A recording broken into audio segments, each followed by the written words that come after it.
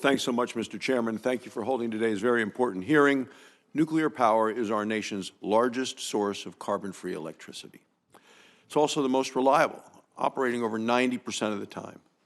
Nuclear energy is fundamental to meeting our energy, our environmental, and our national security objectives. It's also critical to global security. The United States generates more electricity from nuclear power than any other nation in the world. We're the global leaders in nuclear technology development. Yet we are heavily reliant on foreign sources of uranium to fuel our existing nuclear reactors. And we lack the ability to fuel our advanced nuclear reactors. Russia seeks a commanding share of the global nuclear energy market. It wants to undermine America's nuclear industry, and by several metrics, Russia is succeeding. For decades, Russia has unfairly dumped uranium into our market. It has undercut America's nuclear fuel producers, driving our companies out of business. American uranium production is now at a level not seen as a low level since the 1940s.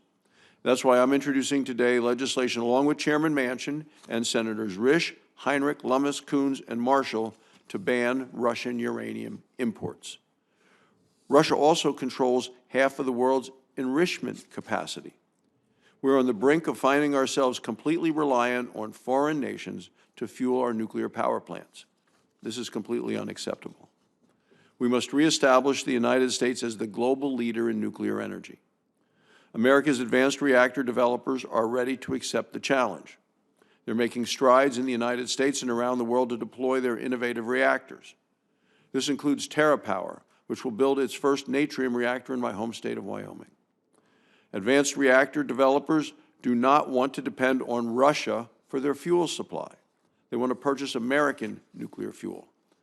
We need to revitalize our nation's uranium mining industry.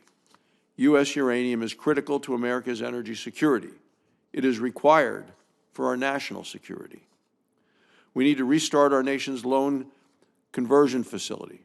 This is the facility that transformed mined uranium into the form needed for the enrichment plant. We also need to expand uranium enrichment. Thanks to Russia, our one domestic enrichment facility provides just a fraction of the low-enriched uranium needed for America's existing reactors. We need to protect this facility from Russia's abusive trade practices.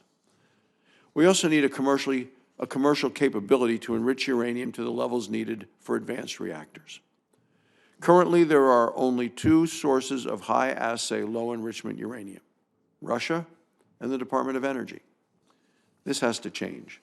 Last year, Chairman Manchin, Senator Risch, and I pursued legislation to accomplish all of these objectives. And in December, the Senate did pass the bill by voice vote. We reintroduced the legislation last month. We also have work to do on nuclear waste, as the Chairman just mentioned. Since the inception of nuclear power, nuclear waste has been safely stored on-site at existing reactors. On-site storage does not meet Congress's mandate to establish a permanent repository. And American taxpayers are paying dearly for it. As the Chairman mentioned, each day without a permanent waste solution costs taxpayers up to $2 million. At a minimum, we must allow the Nuclear Regulatory Commission to finish its review of the Yucca Mountain license application. Getting past the nuclear waste stalemate is important. We owe it to the taxpayers to move forward with a solution. So I want to thank the witnesses for joining us today. I look forward to the testimony, and